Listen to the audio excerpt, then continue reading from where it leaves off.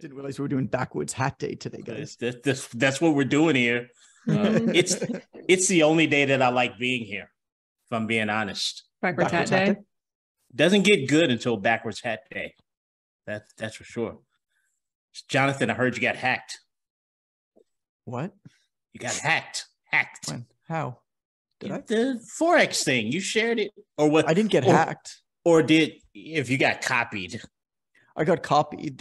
I got copied like, I don't even know how many times. There are so many different fake accounts right now and it's funny because I can tell you exactly how it happened. So there's all of these like impersonator accounts on Instagram now that are using my face and my name and all of my content. They copy my entire account. And then what they do is they start messaging subscribers, but they're really smart in how they do it. And then they try to scam them into some crypto bullshit, but they're really, really smart in how they do it. Do you want to know, like, because I actually watched it happening in one case, and I'll tell you how that came about. So do you want to know how? Again, I don't know. Yeah, I want to know. I'm sure the listening audience is riveted right now. So you know how they do. The first step is they take over accounts. So what everybody was like, oh, this account is like 9,000 followers. Like, how did they do that? I can tell you exactly how they do that. They take over an account first. You know how you get all these messages from people saying, hey, I'm trying to be a part of a contest, or I'm competing for an ambassadorship or an influencer contest or whatever. Can you help me out with it? Yes. And then what they do when you say yes is they say, okay, cool. I'm going to send you a link. Can you please click on it or screenshot it or whatever it is? And what they do is they actually go into your account and they hit the password reset, thinking that you're dumb enough to click that link or send them a picture of that link so that they can enter it. And at that point, they've stolen your account. So what they do is they steal a whole bunch of accounts. And so in this case, the account was some guy named Dan that had like 6,000, 6,500 followers that they stole. The reason why I saw this happen from the beginning, and I was watching this person step by step impersonate me, is because what they do is they start copying your content. So they tagged me because I sometimes tag myself in the content. And so they tagged me with my own content. And I went to it. And so I saw them they were putting up a different post of mine on this guy Dan's account. They first clear away all of Dan's content. Then they put a different post of mine that they copy from my page. Because actually, if you go into Instagram and you go in the page source, you can actually find the files for all of the posts. So you can download the pictures and stuff like that. It's a good hack if you ever want to download your own stuff too. It's how I actually downloaded a couple episodes ago. There was an episode where it was all the audio files from an Instagram message that I sent to somebody. That was how I did it. As I went into the page source, I opened up an Instagram Messenger conversation with that person. And I opened up the page source and I found all the video files or the audio files in that page source. And I downloaded those. So that's kind of a good hack if you ever want to like back up your content. But what happened was every 30 seconds or so, I saw a new post of mine being put on this guy Dan's page until they load however many they have there, 50, 100, right? And then what they do is they set my picture as the picture, my name as the name with a slight misspelling. Yeah. So far I've seen It's Coach Goodman with 2 N's. I've seen It's, but instead of the S in It's, it was IT3. Yeah. There was also It's, but there was a 1 instead of the I. So 1T3, 1TS Goodman, and all these different variations of it. So then they do a variation of the name that looks kind of similar, and the picture, and the description of the account, right? And then they block the owner of the account. So in every case, they block me, but they block me at the end of this whole process. Because if I get messages every single day, multiple messages from people saying, hey, is this you? Somebody's impersonating you. And they'll send the link of it, and the link is always blocked. I can't see it. But I have a couple burner accounts for when I'm testing stuff. And so I'll just go into it with the burner account and I'll see, what it is. I like that you said burner. Burner accounts. Burner. And so in every single case, and so in this case, I watched this person systematically impersonate me, change it, and then block me. And then what they do, here's the smartest thing that they do. I am super impressed by these people. Here's the smartest thing that they do. Then what they do is they then will look at the people who follow me on my account. And that, of course, goes by most recent followers, which by definition are people who know me the least, right, because they've just followed me. These people are super smart. And then they'll follow them back, and then they'll send them a message that's like, hey, thanks so much. Great to meet you. And they'll basically say, are you interested in making money through cryptocurrencies? I can't remember what the message is, but it's always the same. I've gotten sent a bunch of these conversations. But it's but that idea of they systematically take over somebody else's account. So scam number one is they take over somebody else's account through that, like, I'm contesting for an ambassadorship or whatever it is. So that way the page has followers baked into it, so it looks more legitimate. Then they copy all of the content, then the name and the picture and everything like that with a slight misspelling. So they change the name. Then they block the original owner of the account. And then they message everybody who are the most recent followers of that account, who by definition know the owner of the account the least. Because people have been following me for a long time, know that I wouldn't pull any of that bullshit and like sell them on crypto. But like, I do think you should buy Bitcoin, by the way, but I'm not going to sell it to you, but I do think you should buy Bitcoin. But people who have been following me for a long time and like know me, like, no, I wouldn't do that. But people who don't, how would they know? Right? You don't know me. You don't know who I am. And so that's how this scam works. So if an account using my face ever tries to sell you cryptocurrency, don't buy it. Just go and buy Bitcoin yourself instead.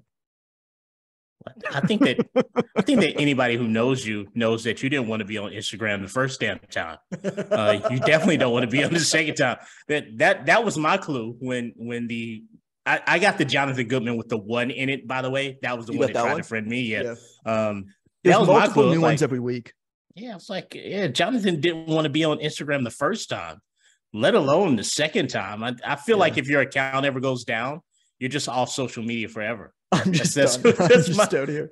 That's my thought process. You'll never go back to social media again. I'm just done. And you grow your beard real long and you never come out of the house. I think that would be, for some reason in my mind, I like to leave the house. I do like to leave the house. So long as I don't need to talk to people on the internet, I like to leave the house. It's funny how much I hate Zoom and organized meetings, though. I go so far out of my way to avoid any organized meetings. Like, I've had a lot of conversations in the last week, just like walk and talk conversations with just friends, colleagues and stuff.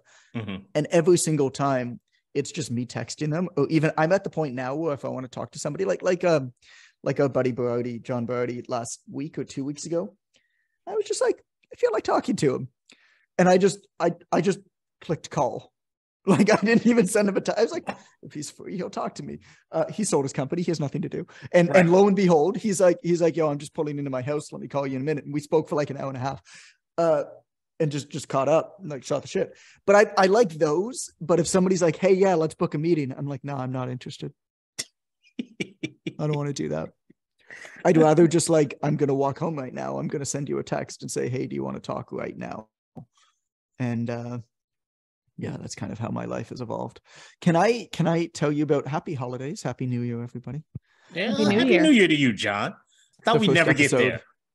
Yeah, this is our first episode after the New Year, which is we had a week off recording. Yes. Which I'm going to be honest, I enjoyed my week. I worked hard on the book, which was fun, and I'm starting to make some headway on it. And this actually comes, this first thing that I want to talk about, which is Jessica Needs More Clients, is the title of the first batch of what we want to talk about today, or what I want to talk about today. And it comes from very, very early on in the book. And so the title is Jessica Needs More Clients. Somebody named Jessica messaged me.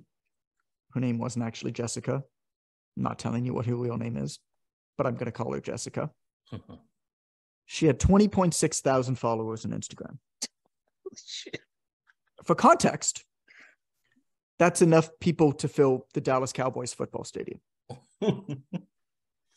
Just to put some reference in it. She told me that she had 8 clients, and she made a special note that 2 of them are at discounted rates. And she admitted to struggling with marketing and making sales. So, like, first off, I believe that coaching always begins with curiosity. I never want to assume anything. And I believe that the best coaches ask questions and try to figure out what the problem is before ever lending any kind of advice or guidance. And most of the time, people know what the answer to their own problem is anyway. You just got to ask the right questions, and they're going to lead themselves to the right solution, which is always a better result than you telling them what to do. If somebody leads themselves to the right solution, their adherence to that is going to be way higher because it was their decision. It wasn't a decision forced onto them. So I asked her, what do you think is missing? And what she told me was that she said, I need a social media manager, more professional photos of myself, and more time. And Jessica is clearly overwhelmed. She's clearly overbusy. She's clearly directionless. She's not making enough to support her family, despite having an audience that can fill a football stadium. Her conversion rate on her audience is 0.039%. So adding more followers, having better pictures, is clearly not her issue. Right? Getting paying clients is. And what I want to talk about a little bit today is, despite what a lot of people seem to think these days, and I want to talk about why it's not your fault for thinking this way and why it's not Jessica's fault for thinking this way. Getting paying clients and adding followers aren't the same thing. And neither one of them is better or worse.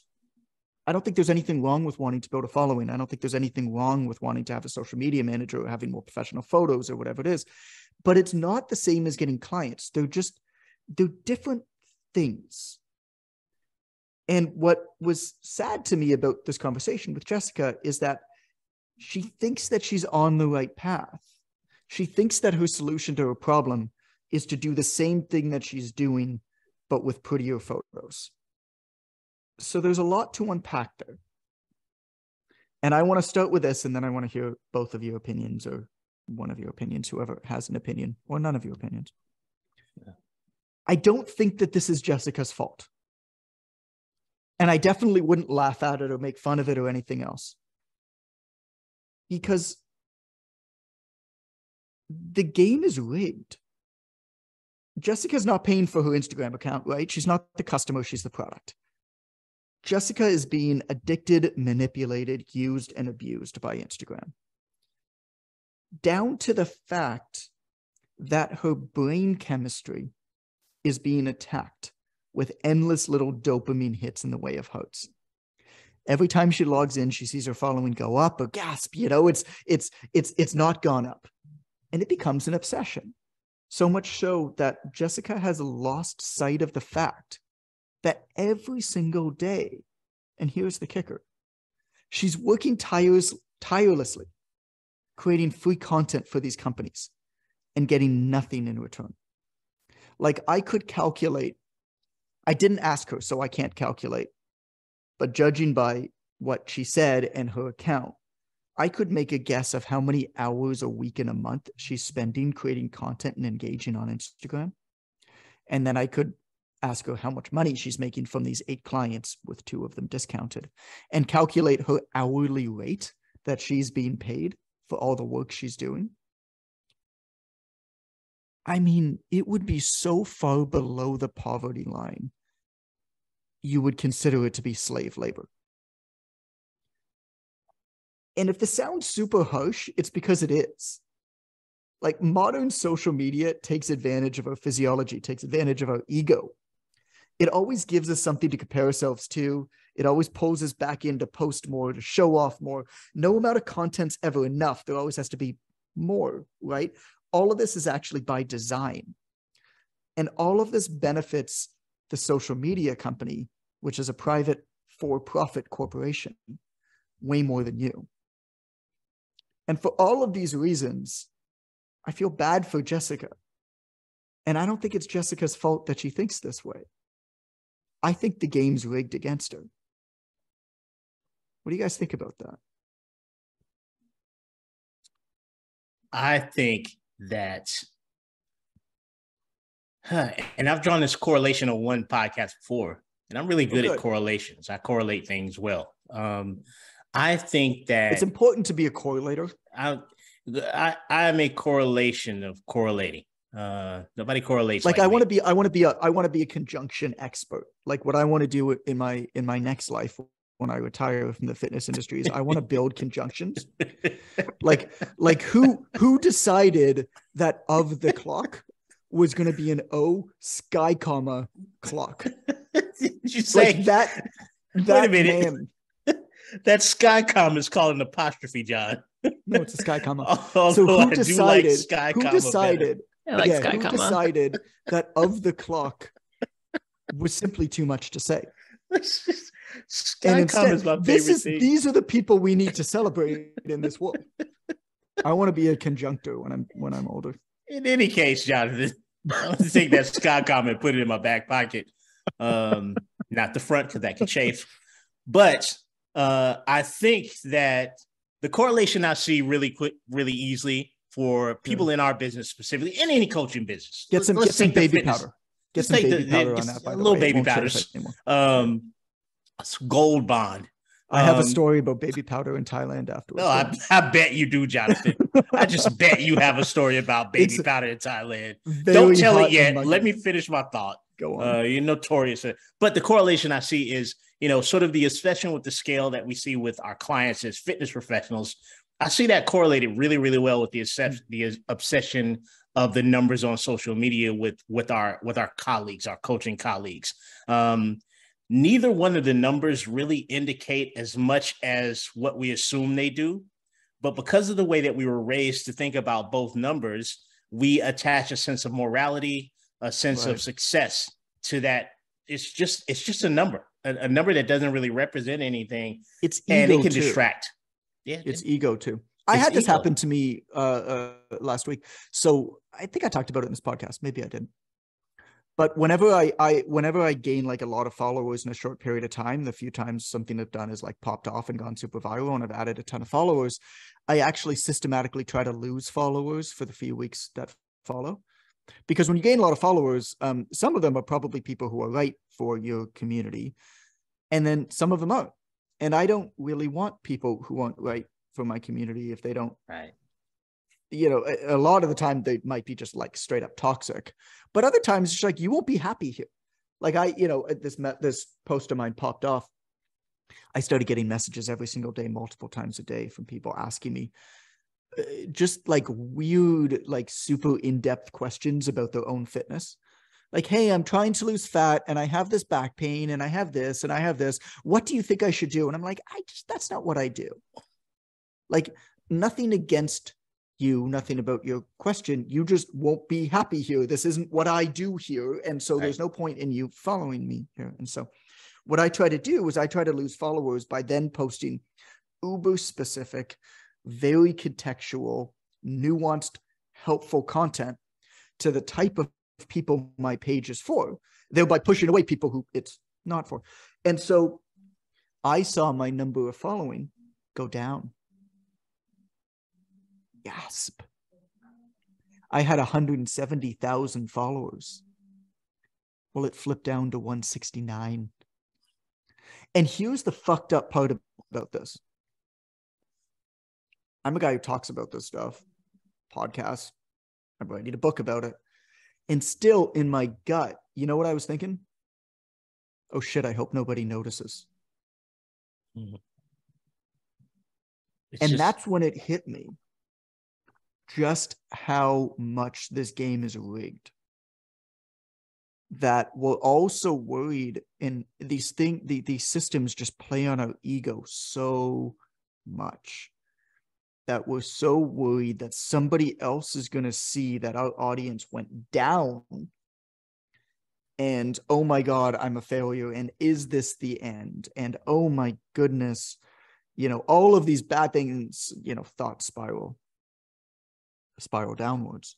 Meanwhile, I even made the conscious effort to lose followers. And then when I lost those followers,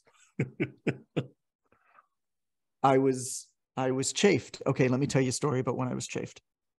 Here we go. So we were in Bangkok.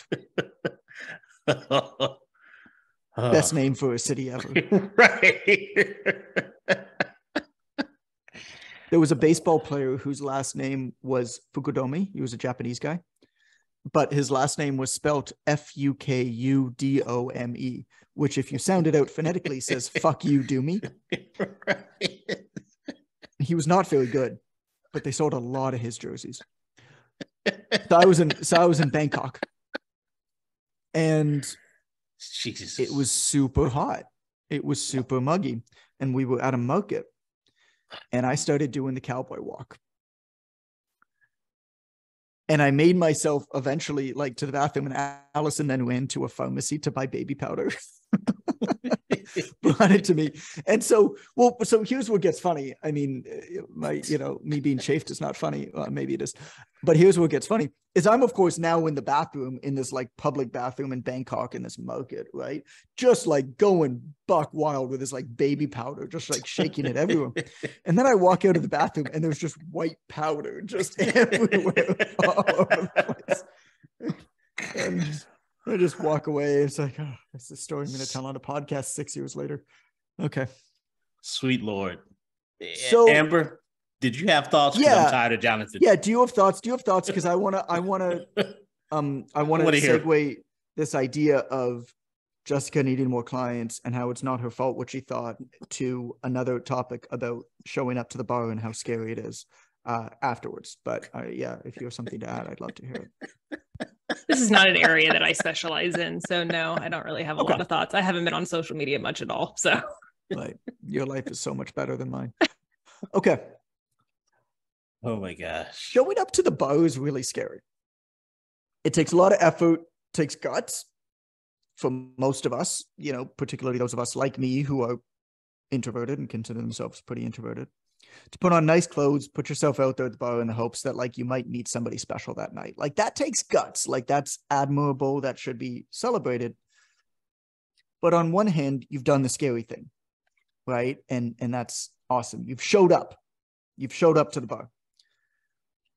But showing up to the bar and standing at the edge of the dance floor with a cup of alcohol with a tiny, stupid little straw that you don't want to look at because you're afraid everybody's looking at you. And so you're trying to find this dumb little straw with your mouth and you keep missing it. And you hope nobody notices that the straw just hit you in the side of the face. Hoping somebody invites you to dance doesn't actually result in that much success. I mean, every once in a while, somebody might walk up to you and ask you to dance. Probably not if you're hitting yourself in the face with a tiny straw. But if you think about it, like this behavior kind of makes sense because you've already shown up to the bar. You've already done like the scary thing. Asking somebody to dance after you've already done the scary thing is like way over the top scary. And also, whoever asks other people to dance is going to get rejected the most. They're also going to dance the most. Why bring up this asinine example, you might ask? No, it tracks with personality type. I'm fully on board with this. Please continue. Creating a social media account and creating content is scary as hell. You're putting yourself out there to be watched, to be commented on, to be judged. Mm-hmm. It's a hella big step. It should be celebrated. In our heads, in our world, when we create content on social media, we've already often made the ask. Like if I call myself a habits coach in my bio, people should know that if they want to work on their habits, I'm for hire and they should contact me. And if they don't, clearly they aren't interested because if they did, they'd click the link in my bio. They know to click the link in the bio and fill out my form. And I don't want to push them if they aren't ready. But that doesn't really happen, does it?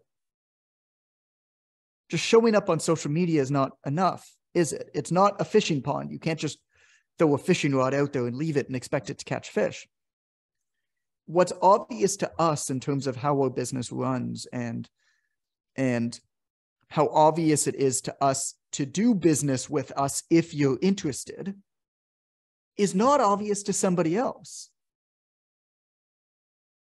And so as scary as social media is to put yourself out there, it's also kind of evolved in a weird way as like a safe space for people who don't want to go door to door or like actually put themselves out there. It's almost Amber, this is one of your favorite terms. It's almost like a productive act of procrastination where you celebrate yourself, justifiably so, rightfully so, that you've done something, you've done the scary thing of like putting yourself out there on social media. And then if you don't get results with it, it's kind of like not your fault. Like you don't need to knock on doors. Don't get me wrong. Although if you did, you'd likely achieve your goal of filling your coaching roster faster than anything you'd ever do online. But you don't actually need to go knock on doors. You do, though, however, have to know why people would want to hire you. You need to make it clear to sign up, and you need to ask often. And part of that is knowing nobody wants habits. People want the result of habits. It's irrelevant that you're a habits coach. Part of the reason that nobody clicks the link in your bio is that they're not looking for a habits coach. They want to fit back into that dress. A mistake a lot of like well-informed and well-intentioned coaches make is that they try to almost go deep with new clients on like the process before they've earned the right to communicate the process. And before you really need to take or like take a client where they need to go, you got to kind of meet them where they're at. Like is fitting into a dress a good goal? Maybe, probably not. Like for us coaches in there that really believe in deep health and long-term transformation that's sustainable and all of these things that are way more important than like a one-time physique goal of fitting into a dress. Like, no, it's not that important. They probably need to work on deep health more. They probably need to, what was the thing that you said the other day, Len, about how like most people who hire a trainer should probably hire a psychologist first. Yeah, like should probably start there. They should probably start there. Like there's probably other stuff that is more important. But in the client's mind, they want to fit into that dress. Mm-hmm. So if you talk about the stuff they don't know they want, no shit, they're not going to listen. The only way to help them is to first say what they're thinking, is to meet them where they're at, and is to help them make at least one positive step towards that change, whatever that is. And then over time, you earn the right to go deeper if that's what you and your client together decide to do. But you can't start with going deeper. And I think this is the mistake a lot of coaches make, is they follow what perhaps really influential people or companies do that promote things like deep health. I think about Precision Nutrition all the time. They're a great example, and they're an unbelievable company. And they're an unbelievable company because of the brand and because of the nurturing and because of the content that they've been able to do over years of communication and content. Their coaching program is a year long. It's a deep health, slow burn, habit change program. Joe Smith, the trainer, would never fucking be able to sell that. Precision Nutrition can sell that because they've created thousands of content pieces, branding, communicating, nurturing, why deep health matters to all of these people that are listening, so that when they come out with a program, these people are already bought into the idea. Joe Smith doesn't, because his people haven't drank that Kool-Aid yet. Joe Smith hasn't earned the right yet to work on these things. And so when you look at like these companies, and it's not just Precision Nutrition, I mean, But you have to understand why companies or people are able to do what they do. You can't just copy them on the face of how they communicate. Because you and I could say the same words. Elon Musk tweets about something having to do with sleep, and it gets 40,000 reshares. He's not a fitness expert. He's not a sleep expert. But he's Elon Musk. He's earned the right, whether you like him or not, he's earned the right to have people listen to him and take his opinion seriously. I could put out that exact same tweet, word for word. Maybe 2 reshares, maybe 3. If I'm lucky, 1 comment. And so when you're promoting your stuff, what you do and how you do it is important to you and is important to getting your clients results. But it doesn't matter how you get your clients results when communicating what you do online. What matters is that you help them become the best version of themselves. You got to paint that picture while asking for clients often, and you'll get clients. And then the other part of it is it's easy to assume that people should know what you sell and should know how to reach out and should know how to inquire if they're interested. And if they don't, it's easy to assume that they aren't interested in what you sell. But that's not how it works. Think about the people you follow. First of all, it's a lot of people, right? Like you follow a lot of people. And you pay very little attention to all of them, right? Maybe there's 1 or 2 people that you kind of follow like deeper, but still, if you think about it, you pay very little attention and you know very little about what they do. You certainly know way less about what they do than they know about what they do. But every single one of these people that you follow is the same in that they know a lot about their own business and very little about anybody else's. Do you know what these people sell? Think about, like, in your mind right now, think about one person you follow online that you admire. Like, you can even take like the first person who comes to mind, which is like the person you admire the most, who probably you follow the closest, right? So this is like the most extreme example. Do you know what they sell? Do you know how they help people? Like, maybe a bit in a few cases, but mostly my guess is you don't. Do you know how they get people results? Do you know their process? Again, probably not, because it doesn't matter. If that person has done a good job promoting themselves, you know the transformation they help people play a part in. You know the end result, but you don't know anything else. And that's probably also rare. Like, you're listening to this podcast. I haven't promoted this podcast yet that much. So if you're listening to this podcast now, you're probably one of the like tightest people to me in terms of you probably follow me about as close as anybody, just because I haven't promoted this podcast yet. So if you found it, you've gone pretty deep with me. Do you know everything that I do? Do you know about the 11 books that I've written? Probably not. You might know about one of them. Do you know that I've done the Online Trainer Academy, which is for coaches looking to get their first clients online? Do you know that there's a one-on-one coaching upgrade for people who want it? That is probably the best service we offer, to be honest. It's an unbelievable coaching service. Do you know that I have a mentorship? That's very small. That's super, super high touch. That takes people from $1,000 a month. Basically, we accept people $1,000 to $30,000 a month and helps them scale their online training. Do you know that I produced a free software platform called Quick Coach? Do you know that Quick Coach has a paid upgrade for $30 a month where you get a custom branded app? Did you know all of those things? My guess is most of them you didn't. And you've probably already forgotten about all of them too. And I tell you all of this just to kind of check yourself in that what I know about what I do is way more than what you know about what I do. What you know about what you do and how you do it and how people sign up and the results you get and the unbelievable services that you provide are way more than anybody ever looking knows. And even if you talk about it once, they may or may not have heard you. They may or may not have listened, and they've probably forgotten.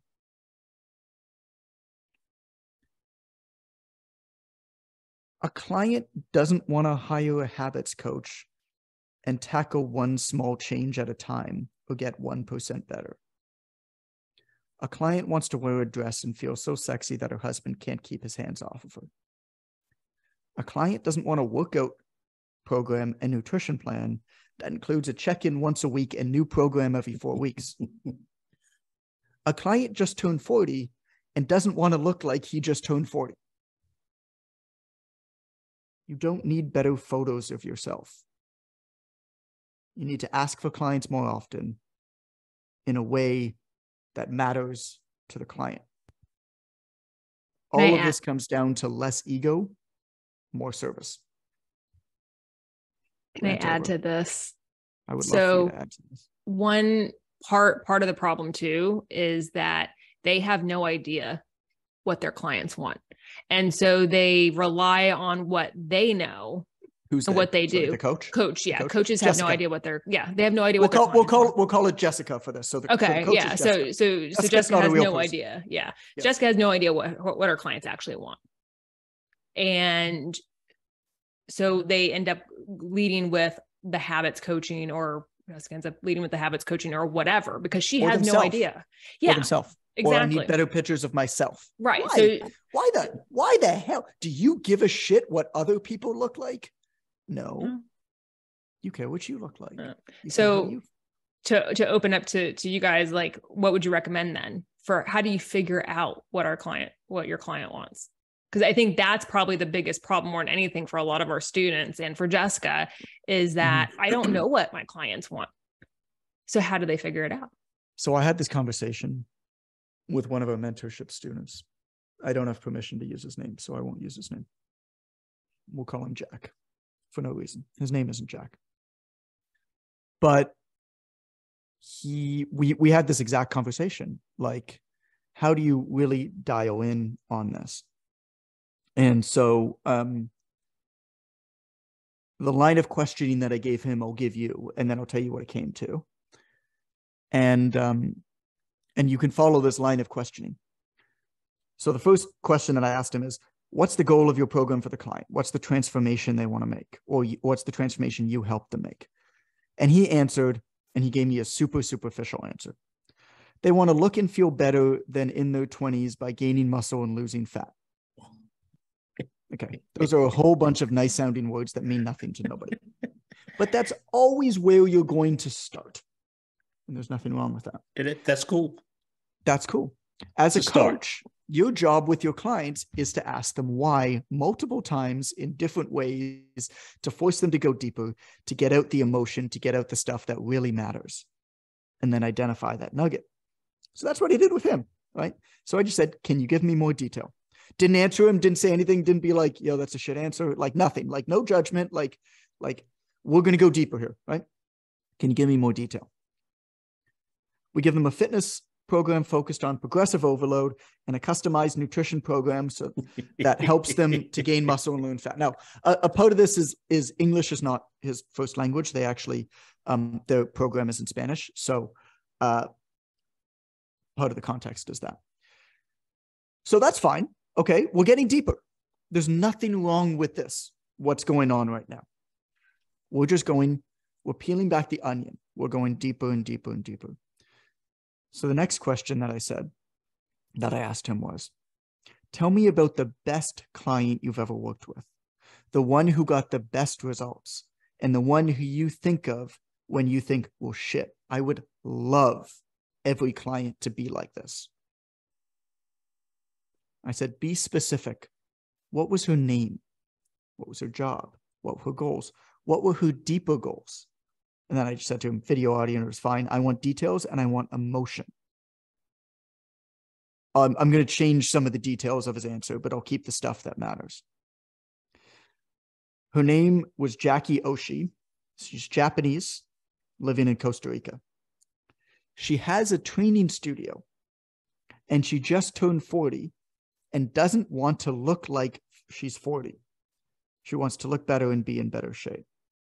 She followed the instructions perfectly. She had an awesome transformation in 12 weeks. She's a very positive person. So, and then I said, tell me more about this line. Because at this point now, I was like, all right, there's a nugget of gold in there. And I think you all just picked it up, which is she just turned 40 and doesn't want to look like she's 40.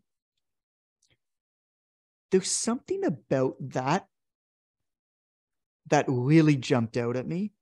And I actually haven't heard that angle kind of marketed too much before. But the minute that I heard it, I was like, it's really good. I don't want to look my age.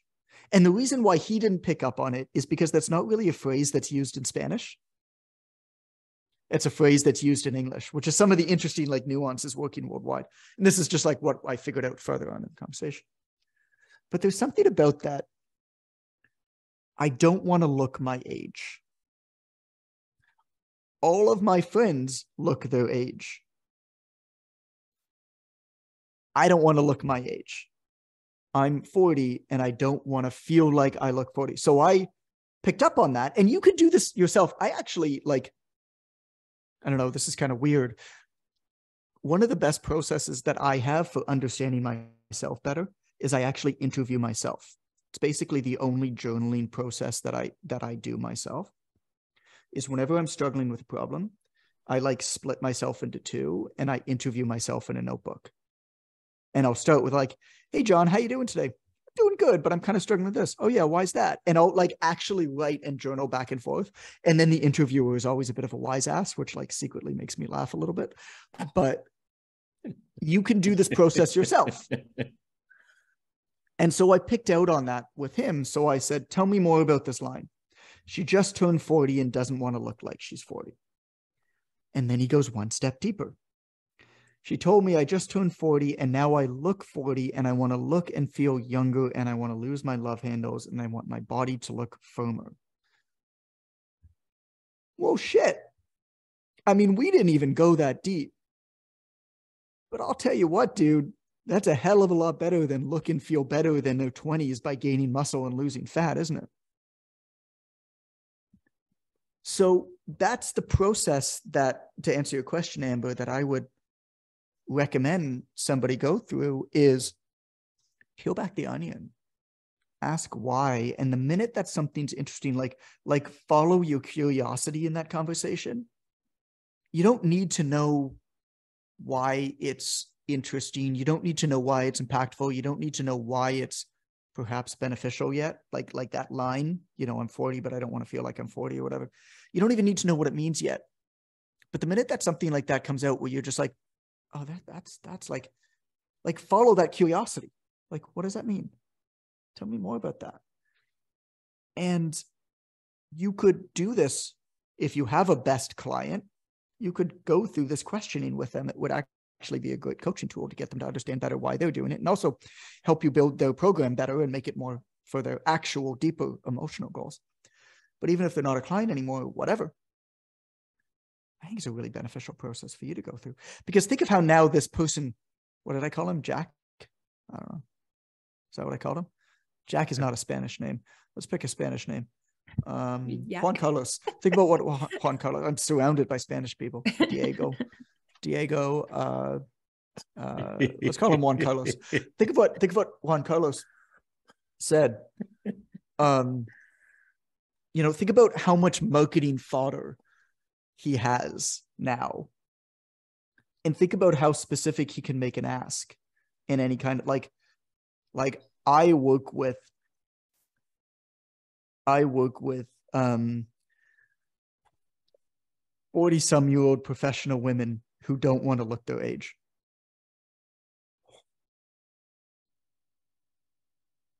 That's good. Yep. Shit, that's good. Would you add anything to that, Amber?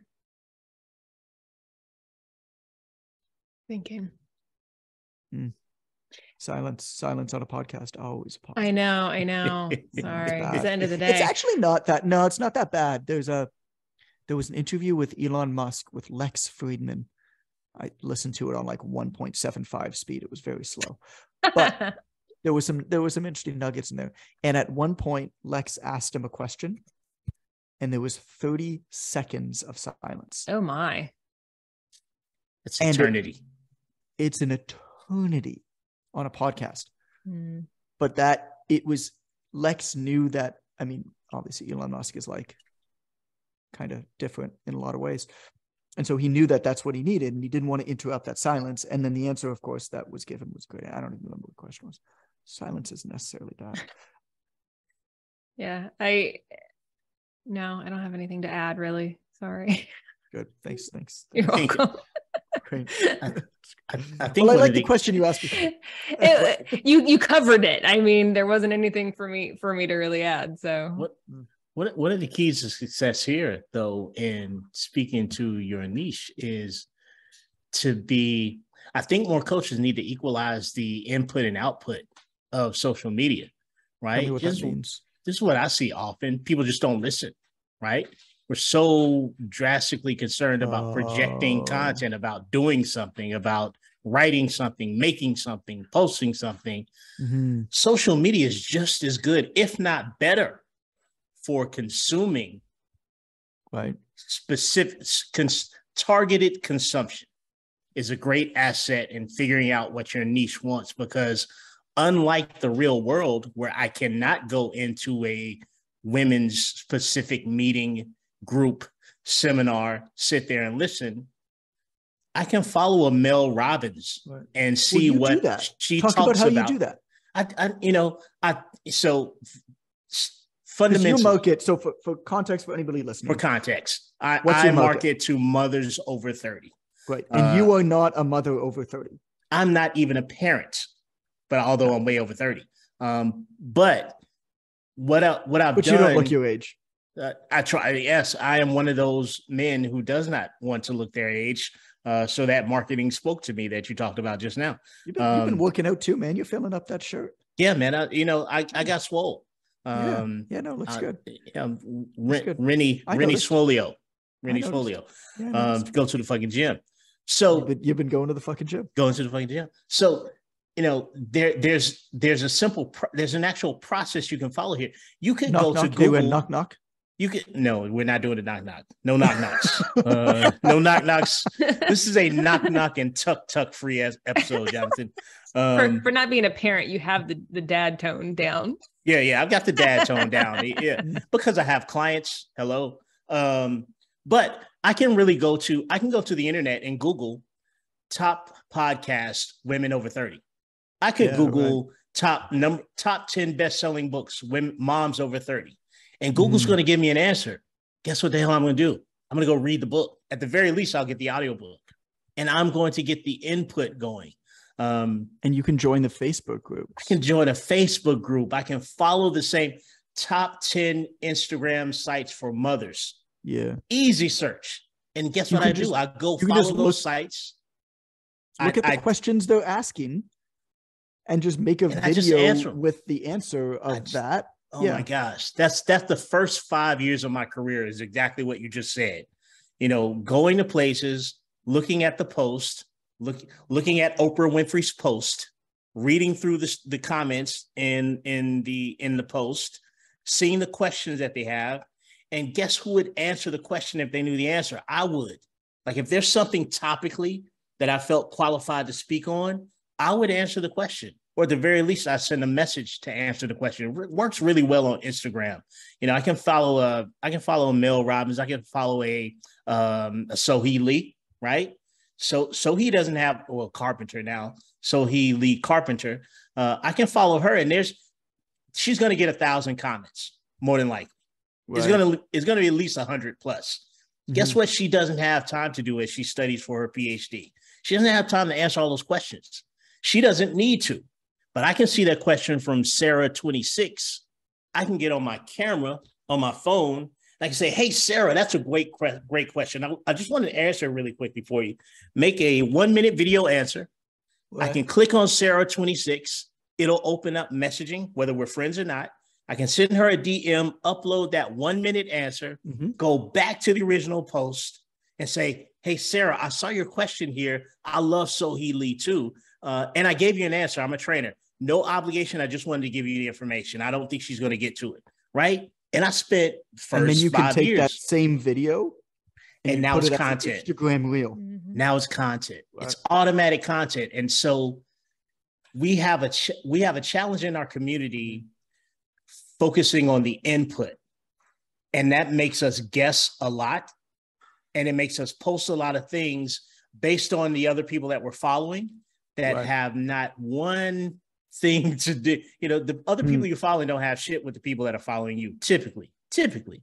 And most of us are following other coaches, so we try to impress coaches. I just had this conversation with a coach in a mentorship yesterday. He had 3 corrections for your overhead press. I said, dude, what's your niche? He said, gamers and nerds. They don't know what an overhead press is. Dude. Yeah, no, they don't care. They don't care. They don't care. You know that fun game, God of War, where you get to play as a character Kratos. Why don't you do this if you're working with nerds and gamers? Say 3 ways to get Kratos' shoulders, right? Yeah. And just have a picture of the image of Kratos, the cartoon, the animated image. Take an arrow and point it at his shoulders, and watch this post light up. Yeah. So we just don't listen enough. I think that's a big part of the problem. The output's there. And instead of doing any of the input, we double the output. It is? I think this goes back to Jessica. Yes. And then we'll cut it because this has been a good episode. We don't need to drag it on just to fill up the rest of the hour. I think this goes back to Jessica and the whole point of the game is rigged against you. And it's not your fault.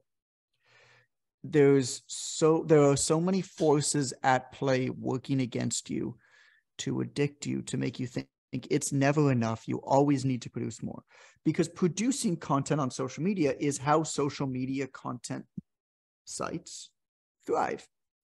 So they've designed their system to addict the producers of content and make them never stop that content machine. Mm-hmm.